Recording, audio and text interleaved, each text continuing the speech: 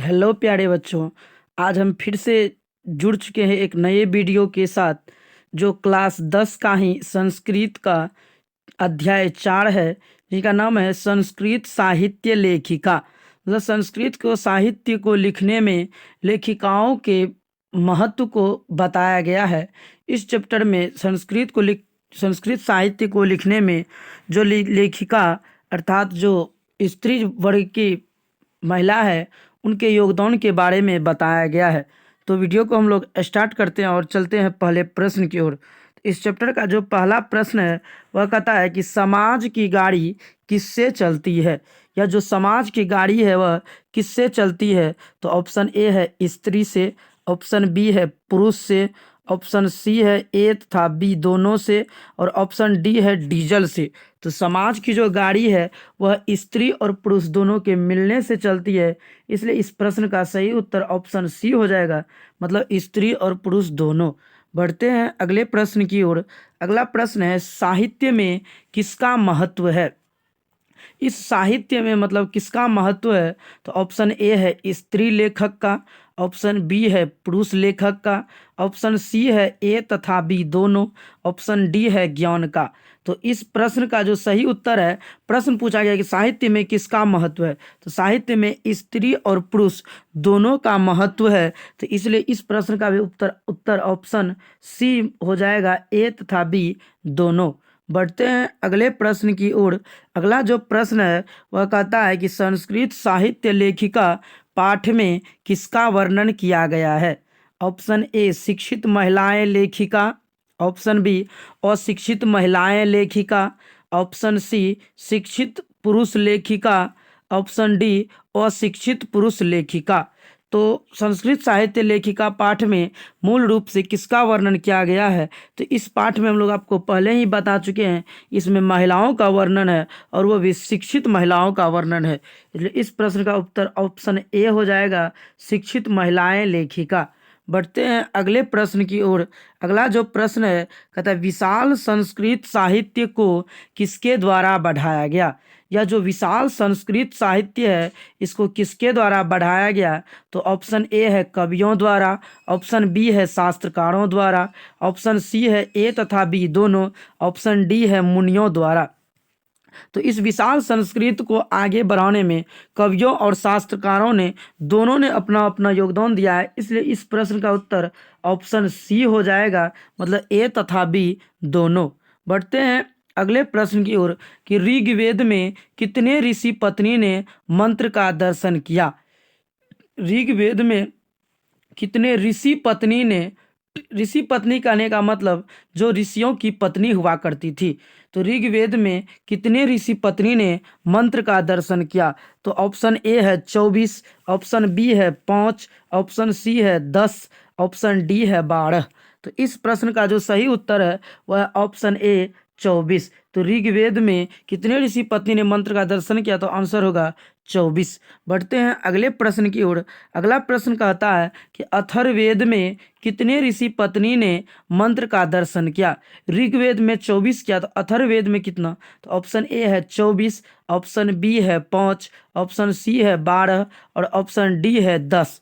तो इस प्रश्न का जो सही उत्तर है वह ऑप्शन बी 5। तो ऋग्वेद में 24 और अथर्ववेद में 5 ऋषि पत्नियों ने मंत्र का दर्शन किया। इस प्रश्न का सही उत्तर ऑप्शन बी हो जाएगा। बढ़ते हैं अगले प्रश्न की ओर। अथर्ववेद में कौन कौन ऋषि पत्नी ने मंत्र का दर्शन किया। हम लोगों ने इससे पहले पढ़ा कि अथर्ववेद में 5 ऋषि पत्नी ने दर्शन किया। तो पांचों का जो नाम है यहाँ पर दिया हुआ है, यमी, अपाला, उर्वशी, इंद्राणी, वागौम्भिर्णी। यह पांचों ऑप्शन के रूप में नहीं है, यह पांचों इसका आंसर है, इसलिए इसमें ऑप्शन भी 5 से ज़्यादा 6 कर दिया गया है। तो एफ में ऑल दिया हुआ है। वैसे परीक्षा में अगर आपको प्रश्न पूछा जाता है बोर्ड एग्जाम में, तो वहाँ पर आपको 4 ही ऑप्शन दिए जाएंगे, लेकिन यहाँ पर नाम पांचों का है, यमी, अपाला, उर्वशी, इंद्राणी, वागौम्भिर्णी। यह सभी है जो अथर्ववेद में मंत्र का दर्शन किया, इसलिए इसका आंसर सभी हो जाएगा। यहाँ पर आपको जितना भी प्रश्न दिख रहा है यह सभी इसका उत्तर है। तो बढ़ते हैं अगले प्रश्न की ओर। अगला जो प्रश्न है कि याज्ञवल्क्य की पत्नी कौन थी, मतलब याज्ञवल्क्य की जो पत्नी थी उसका नाम क्या था?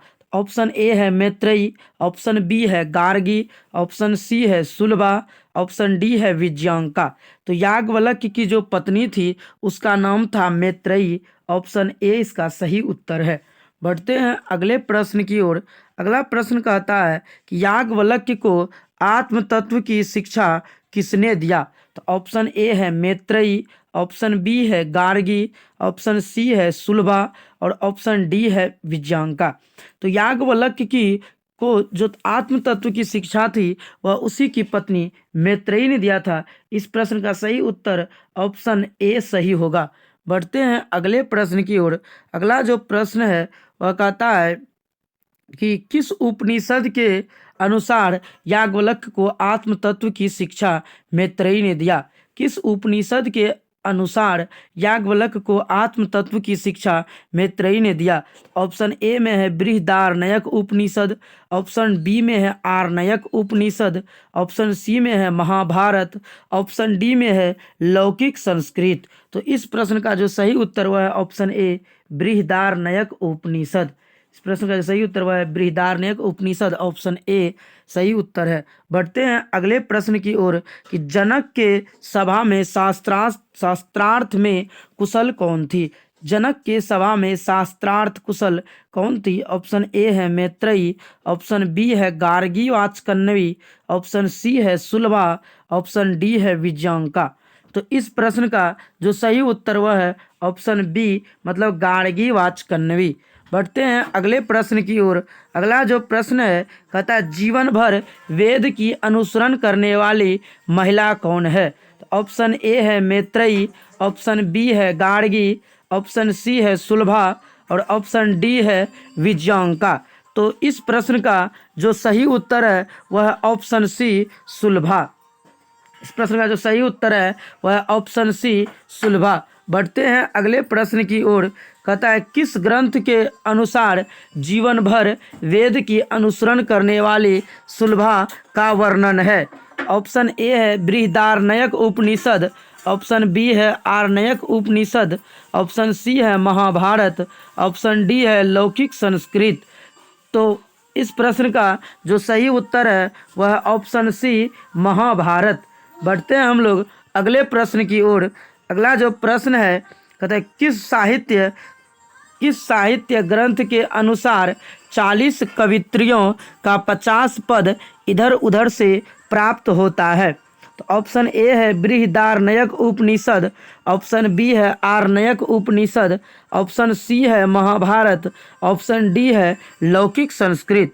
तो इस प्रश्न का जो सही उत्तर है वह है ऑप्शन डी लौकिक संस्कृत। बढ़ते हैं अगले प्रश्न की ओर कि विजयांका किस वर्ण की थी? वर्ण का मतलब होता है रंग। ऑप्शन ए है श्वेत वर्ण, ऑप्शन बी है श्याम वर्ण, ऑप्शन सी है नील वर्ण और ऑप्शन डी है इनमें से कोई नहीं। तो जो विजयांका थी वह श्याम वर्ण की थी। जो विजयांका थी वह श्याम वर्ण की थी। ऑप्शन बी इसका सही उत्तर है। बढ़ते हैं अगले प्रश्न की ओर। कमल फूल के पंखुड़ी के समान कौन थी? कमल फूल के पंखुड़ी के समान कौन थी? ऑप्शन ए है मैत्रेयी, ऑप्शन बी है गार्गी, ऑप्शन सी है सुलभा और ऑप्शन डी है विजयांका। तो कमल फूल के पंखुड़ी के समान जो थी वह विजयांका थी। ऑप्शन डी इसका सही उत्तर है। बढ़ते हैं अगले प्रश्न की ओर। कहता है विजयांका को सर्व शुक्ला सरस्वती किसने कहा? विजयांका को सर्व शुक्ला सरस्वती किसने कहा? ऑप्शन ए है दौंडी, ऑप्शन बी है विजयांका, ऑप्शन सी है सुलभा और ऑप्शन डी है गार्गी। तो इस प्रश्न का विजयांका को जो है सर्व शुक्ला सरस्वती दौंडी ने कहा था। विजयांका को जो है सर्व शुक्ला सरस्वती दौंडी ने कहा था। बढ़ते हैं अगले प्रश्न की ओर। सर्व शुक्ला सरस्वती किसे कहा गया? तो ऑप्शन ए है दौंडी, ऑप्शन बी है विजयांका, ऑप्शन सी है सुलभा और ऑप्शन डी है गार्गी। तो इस प्रश्न का जो सही उत्तर है वह है ऑप्शन बी, मतलब विजयांका। सर्व शुक्ला सरस्वती विजयांका को कहा गया। बढ़ते हैं अगले प्रश्न की ओर। विजयांका का काल क्या माना जाता है?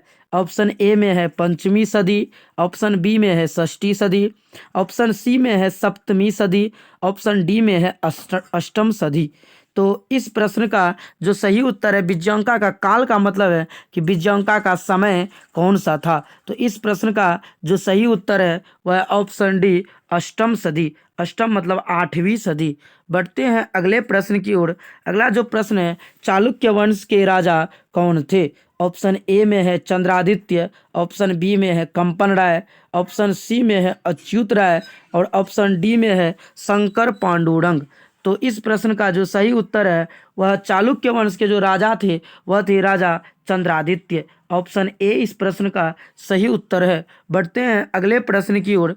अगला जो प्रश्न है, चालुक्य वंश के राजा चंद्रादित्य की रानी कौन थी। चालुक्य वंश के राजा चंद्रादित्य की रानी कौन थी। तो ऑप्शन ए में है दांडी, ऑप्शन बी में है विज्ञांका या विजय भट्टारिका, ऑप्शन सी में है सुलभा और ऑप्शन डी में है गार्गी। तो इस प्रश्न का जो सही उत्तर है वह है ऑप्शन बी विज्ञांका।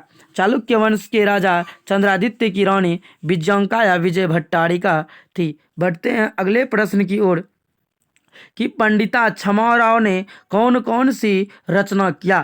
तो पंडिता छमाराव जो है उन्होंने विभिन्न प्रकार की रचना किया।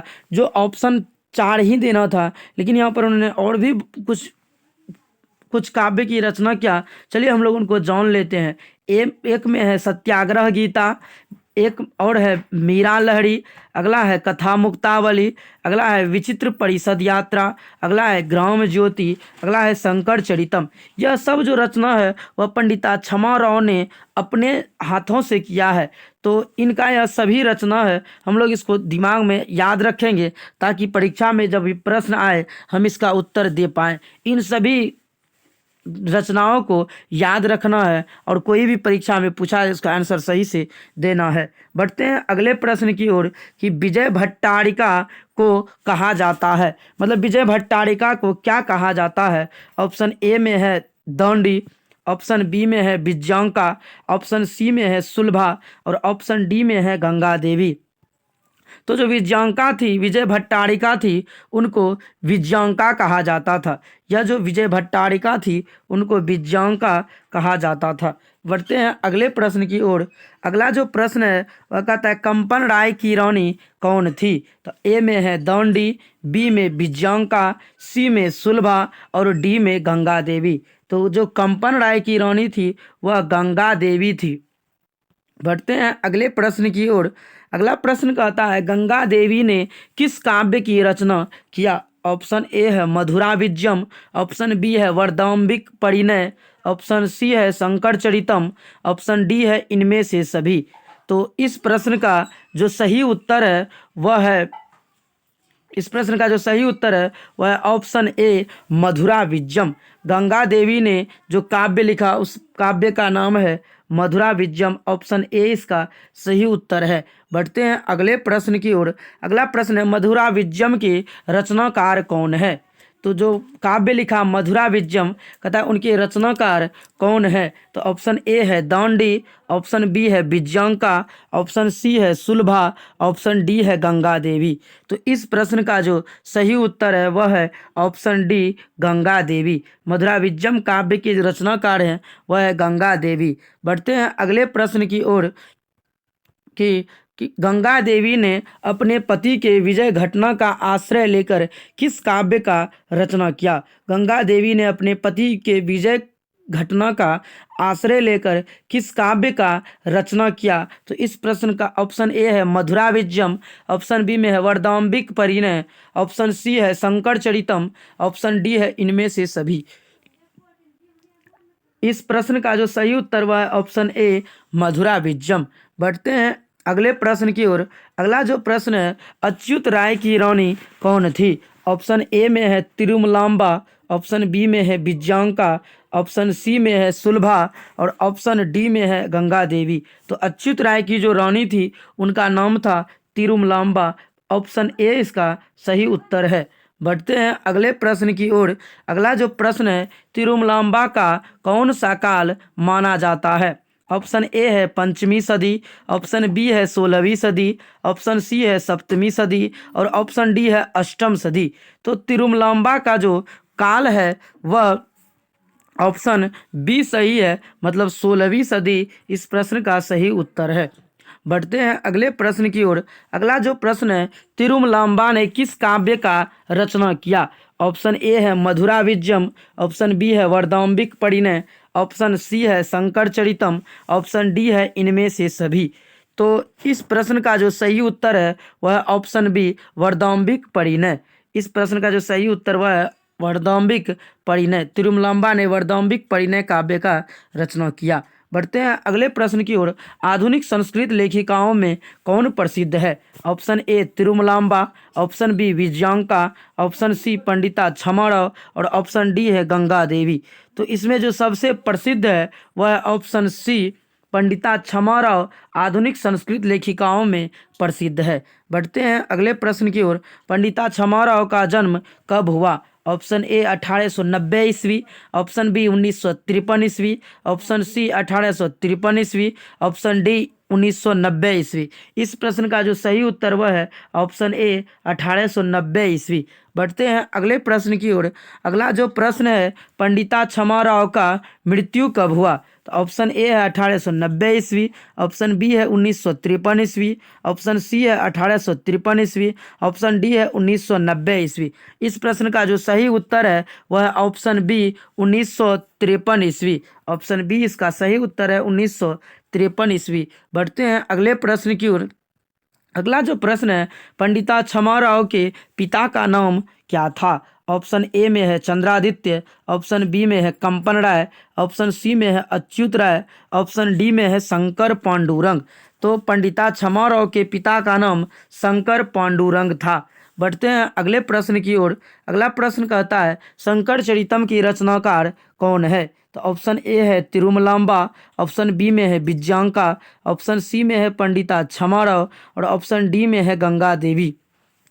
तो शंकर चरितम के जो रचनाकार है वह है पंडिता क्षमाराव। शंकर चरितम के जो रचनाकार है वह है पंडिता क्षमाराव। इस अध्याय में, इस वीडियो में हमने कुल 35 प्रश्नों का प्रश्न उत्तर किया और भी इसका आगे अगले पार्ट में पढ़ेंगे।